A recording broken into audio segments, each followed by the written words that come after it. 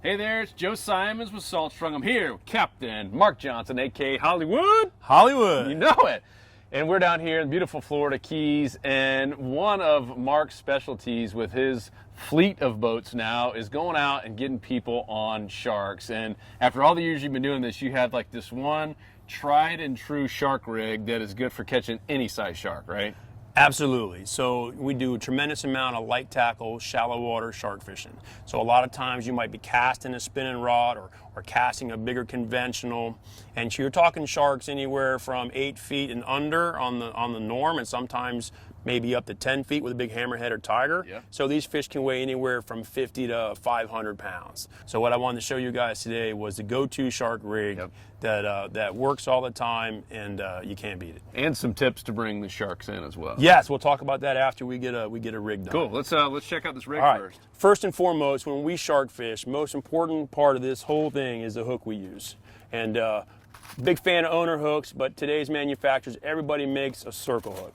And a circle hook is crucial to conservation and helping the health of the sharks, because you're never going to get the hook back. So you're always going to 9 out of 10 times cut him loose, and he's usually hooked right in the corner of the mouth, which is a very safe place to hook the shark. And then when you cut it loose, the hooks will wear out in a short amount of time in the salt water. Cool. So let's talk about what size and everything you like with these owner hooks. Yes, so for us, day in, day out, we fish an 8/0 inline circle hook. And that is good for just about all the shark fishing we do in the back. And you're talking black tip sharks, spinner sharks, lemon sharks, bull sharks, occasional big nurse shark, and then you have a hammer and a tiger. Those are our basic 5 or 6 species that we deal with in the Keys as well as the Gulf of Mexico. Okay, yeah. You get onto the ocean side and you're out in the deep water, you use the same circle hook, but it might be larger, 10/0 or 12/0, because now you're fishing with sharks that can be ginormous. Yeah. And you want to make sure your tackle matches that. But for the shallow water stuff we do in the backcountry, the 8/0 is our go-to hook. We use that almost exclusively. Cool, perfect. All right, okay. What's next? All right, next is your wire. We're a big fan of single strand wire. One of the advantages of single strand versus the braided wire is that you don't have to carry crimps and crimping tools. Okay, so single strand wire is much easier to use, and we find that it is a little more resistant to teeth than some of the braided wire that can be easily cut through and beat up with sharks, barracudas, and whatnot. Cool. And what brand and who makes the? You know, this is all the Maylene wire. That's very, very popular. Okay, and actually here's something that's brand new, is that they now come in pre-cut pieces. So you can put a tube of that in your boat, and you don't even have to cut them off the big rolls anymore. But the brand name is Maylene. It's been around for many years. They're in every tackle shop, and single strand wire is what we use the most of. Cool. So you got your owner circle hook. Pre-cut, dead straight leader freezer. I love it. That's awesome. So size-wise, for most of the shark fishing we do is somewhere between a number 3 and a number 6. Okay. So the higher the number, the thicker, heavier the wire is, a little harder to tie. I can't imagine needing more than a number 7 or 8, but if you're out on the humps in the ocean fishing for jaws, they might even go to reel cable or a size 12 wire, yeah. And that's a whole different animal than what we're doing. And this is number 3? Or yeah, this is number 3. Okay. Okay, and so what we're going to tie here, we're going to tie the basic wire knot is called the haywire twist. Yeah. And believe it or not all knots are created equal. A lot of haywire twists are tied wrong, and a lot of haywire twists will slip. So the most important part of the haywire twist is making sure that you get the twist together. It is never wrapping one piece of wire around the other. The two need to twist in unison to make the loop and the knot right. That's the trick. Okay, so anyway, you get your hook, you start on your wire here, you make a nice loop, and then you'll notice I'm trying to keep the X in the middle, and the space between the wire is the same on both sides. And once you get to that, you get your fingers in here and you can twist from the hook side, trying to maintain the twist. So these two wires are twisting together, not wrapping one over the other. All right, so then when you look this way, your gap here needs to be uniform. You don't want to ever see one straight and one off to the side, because that's a telltale sign that you're wrapping one against the other. You want to have them where the break is even, the V, and you are twisting the wires together. How many twists? You know, you do 5, 6, 7, okay? And once you get to here, now you're going to finish this with what they call the barrel roll. So you get your trusty pliers out. You hold this tight, and now you take this wire and you get to 90 degrees. And here you're just going to get 5 or 6 turns, wrapping real tight together. See, Captain Mark got his glasses on now, I can see. Okay, and once you get that in there nice and tight, you're ready to break this off. Now, I say break this off. One thing that will make you bleed and say really bad words out loud is if you cut this wire, it'll leave a tag in that will make you bleed. So the trick to kinking this is you're holding it with your pliers. Yeah. You take your tag in and you make a 90-degree handlebar. Okay, you see that there? And then from here, you grab this and you rotate this in a circle, that wire kinks right off. Now, why is that so important? Take your fingers and rub it up and down that knot. Go ahead, touch it. Rub it up and down there. Boy. There's no snag, you won't bleed. And it won't grab your shirt and all the things that it does. So if you tie this exact same thing and you cut that wire close, it'll leave a tag in that will make you bleed. It's amazing. Okay, so there's a perfect haywire twist. You can see how nice and uniform the loop is. You have your twist together, and then you finish it with a little barrel roll there. Okay, that's important. So then you do the exact same thing on the other end with a swivel.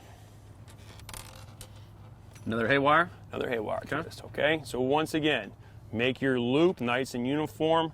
Keep the space there equal on both sides, and create the twist. You're twisting these 2 wires together. I can't say it enough. If you tie it wrong and you pull hard enough on a big fish, they will slip, they will break, and it makes you grouchy. So remember, then you finish up here with a little barrel roll. Did I ever tell you how nice prescription glasses are now that I'm old? I can actually see what I'm doing. Okay, so you get 5 or 6 twists there. There's your haywire twist with the finish. Tight knot. All right, now just for you, bleeding on TV is awesome, right? Here you go. I'm going to clip this versus kink it. And you guys can see that little snag end, and you rub your hand up and down that snag end, you will bleed endlessly. Also, it will grab fabric in your shirt and it will tear stuff apart, and it's very, I don't say dangerous, but it is not fun to be bleeding all over. Don't do this. Right. Never ever cut wire. All right. So if you messed up, now are you able to get? You can't fix it. Even if you were to cut this as close as you can possibly get, it's still going to leave a sharp tag edge, and you're going to bleed. Okay. So most important. All right. So now you have your basic leader. Now length of, see, it almost got me just like that. So let me cut that off, and we'll be done with that. Okay, so basic length of leader. For most shark fishing we start with 3 feet of wire. Okay, and you're good for a couple of sharks, and then comes a time where you might get a kink in it. So a wire can come back, especially catching black tip spinner sharks. They jump so much, they're so amazing, out of control, that they just tear tackle up, twist things up, bend it. So you get wire, it comes back, it's got bends in it, it doesn't make sense. All right, it comes back coiled up, bent up, wrinkled even. So what do? So we have what we call wire straightener.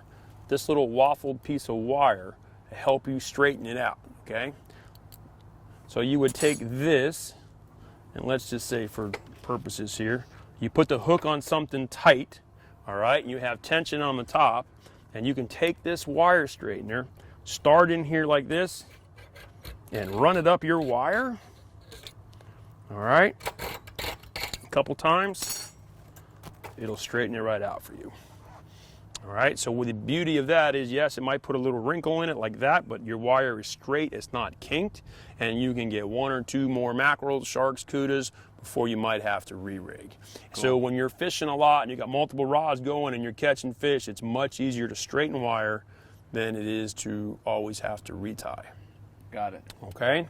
So what about the rest of the rig after the swivel? Are we going okay. mono or? Yeah. So again, depending on how your main gear is set up. In today's world, where everybody's fishing braided line, Braid is amazing. We use it almost exclusive, but it does have a couple pitfalls. One of them is it doesn't stretch, and it's hard to grab with your hands. So for example, the big black tips and spinner sharks that we pull on, okay, they run around, they jump a lot, they're amazing.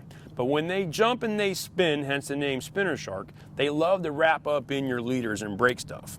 All right? And when that fish is running around on your rod, and your rod is working so hard at it, because again, braid has no stretch, a lot of times we find that we might put a top shot or a shock tippet leader. So you might run 15 feet of 50 or 80 on top and then tie that to your braid. Got it. Because that is huge abrasion resistance for that shark wrapping up in it.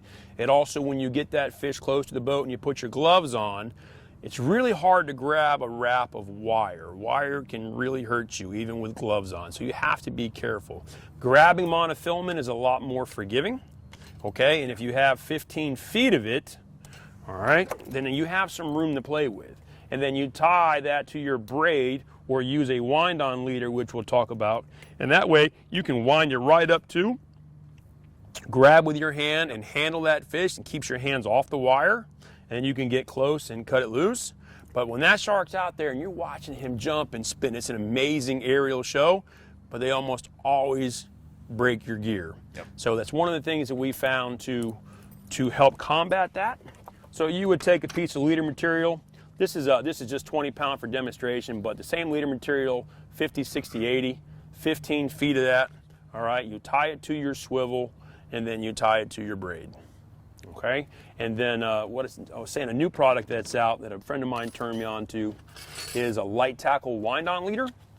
This particular one's made by Suffix, and this is really cool. This goes to your bimini twist end with a nice loop. It's extremely thin. You never see it go through the guides, and this one here gives you, I think it is 10 meters, so that's called that 30 feet, give or take, of 50 pound. Yep.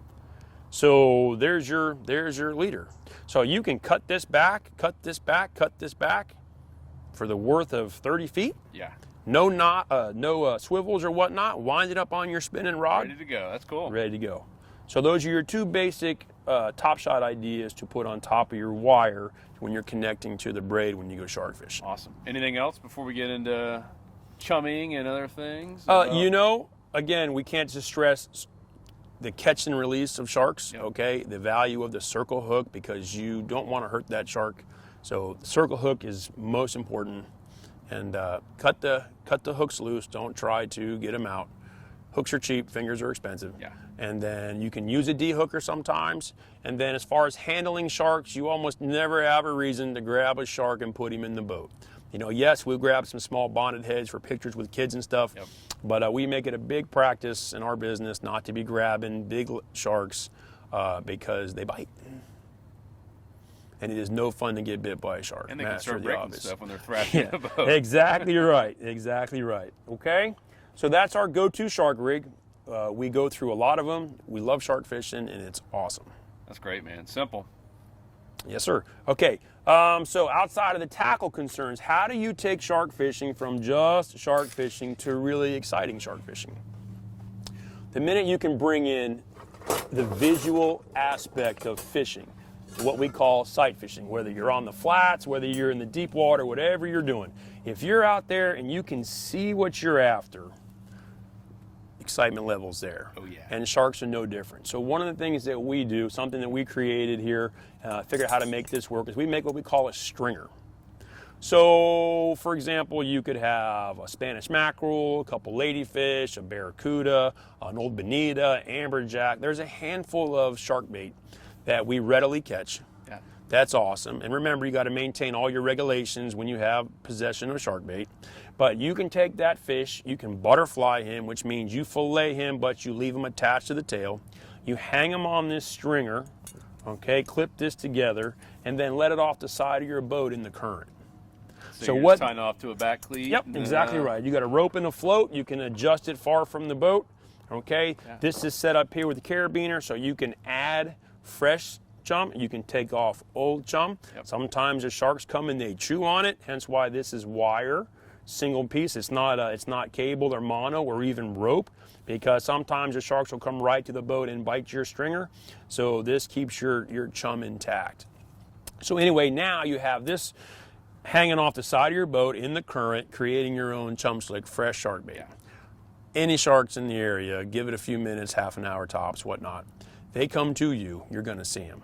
And they're up high in the water column, fins out of the water, they're fired up, and you're seeing that predator come right to you, okay? So now, instead of just fishing with a bait on the bottom and hoping for a bite, you're sitting there with your shark rod, with your shark rig, and your hunk of bait, and here he comes, and you can see him. And when the sun's up and things are right, you might see him 50 yards away tracking. Nothing gets your heart pumping like watching a shark come into the boat. Yeah. Okay? So he comes in, he's zigging, he's zagging, he knows the scent's there, he's trying to be a cool predator, figure it out. The visual entertainment value of that is priceless. Now he comes to the boat, and now you want to catch him. So you can basically what we call hand feed. I mean, that's a little stretch, but you can underhand toss or flip a little chunk of bait to that big shark close to the boat. You watch him eat it or watch him not eat it. Sometimes they get smart and they won't eat it, okay? And you're doing all of that hands-on, watching it within 10 feet of your boat, 5 feet of your boat. Sometimes you're crashing into your boat. And then you let him eat that, and with the circle hook, there's no big hook set. You just close the bail, let it come tight, wind a little, and you're on like Donkey Kong. And off them sharks go, and it is just some of the most exciting fishing we do. What's your go-to, your bait? What kind of like chunker and stuff are you using? Ladyfish, by far, for us in the inshore world, is the best. Cool. Everybody will argue that. Barracuda's fantastic, Spanish mackerel's fantastic, bonitas, Jack Crevalle, but go-to, you can get jumbo-sized ladyfish. We keep them in the cooler. We shark fish a lot. That bait is so oily, so mushy. Some of the best shark fishing I've had is with the least amount of chum, and it's always been ladyfish. Got it. It's an awesome, awesome bait for shark fishing. That's great, man. So at the end of the day, you're trying to make fishing as exciting as you can for your people. And shark fishing, again, one of the highlight things that we do, and it's the #1 creature that's recognized around the world as a shark. You could live in the middle of Oklahoma, never fish a day in your life, but you sure have heard about a shark, right? So this right here, chumming that shark to the boat, bringing him to where you can see him, watching him track, want to feed, watch him light up and get excited, watch him maybe get smart and deny you, and then feed him a bait so close to the boat that sometimes when he takes off, you're going to get wet from a big tail kick. You never get tired of that. I love it. So real quick, if someone wants to go make something like this is like kind of homemade, this is your deal? Yes. Tell us what we need. We need some rope, a little buoy. Yep. So in our local tackle shop here, Tackle Center, Alamorada, any of the tackle shops in the Keys, you can find, this is known as an anchor ball ring. Okay, you can also use like a diving fish hook, like a giant clothespin that would go on your belt if you were a spear fisherman. A couple different options. Okay, and then it's easy. It's a carabiner, it's a piece of rope, a lobster float, and then you want to just make sure you have a loop on the other end because it lets you adjust your distance from the boat, and it goes on the cleat real easy. So it doesn't need to be much. You can make it out of leftover rope, buoy. This is the most expensive piece, carabiner and your loop, and that's all you need. And if you buy the good quality stuff, man, it lasts a lifetime until a shark pulls it off your cleat. That's a big shark. That's a big shark. Awesome. Well, if you guys have any questions about shark fishing in general, let us know down below. In the meantime, go check out everything they're doing here in the Keys at FloridaKeysFunFishing.com. Hollywood. Hollywood. Up to no good.